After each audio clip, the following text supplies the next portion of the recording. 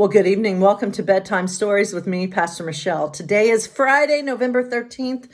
It's Friday the 13th. And our man of the hour is Medgar Evers. As the NAACP field secretary in Mississippi, he organized boycotts of segregated white businesses and helped register Black people to vote. He investigated the lynching of Emmett Till. Medgar's murder by a white supremacist energized many Mississippians in the nation to fight for civil rights. So there you have it, my friends.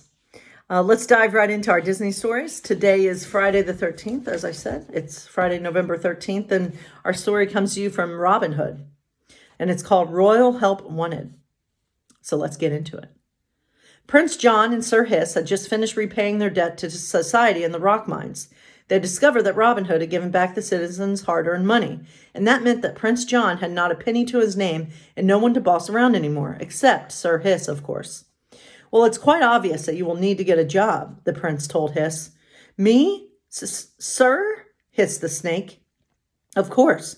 You can't very well expect me to get a job. And so Hiss set out into the town. First, he stopped by Friar Tuck's church. Everyone deserves a second chance, Friar said, and I just happen to need a bell ringer. He pointed up to the huge bell that hung in a tower of the church. And so every hour, Hiss grabbed hold of the rope and pulled with all his might. The sound of the bell was deafening. It wasn't so bad at 1 o'clock when he had to ring the bell once, but around 6, the clanging started to give him a colossal headache. At 12, he quit and went looking for another job. Hiss tried the bakery, but they told him he needed hands, or at least paws to knead dough. Then he went to the blacksmith and asked him for a job putting horseshoes on horses, but the horses were terrified of snakes. Finally, Hiss gave up and returned home. Prince John was not pleased. Now, what are you supposed to do for money? I refuse to beg. Those wretched commoners would give anything to see me humiliated. You're absolutely right, sire. They would. That's it. Follow me. Before Prince John could protest, Hiss had the lion locked in the stocks in the middle of the village square. Pay a farthing and pelt the prince with a tomato, called Sir Hiss. In minutes, a line of adults and children stretched into the distance. Most of them had pretty good aim. Wah! Cried Prince John, his face dripping with tomato juice.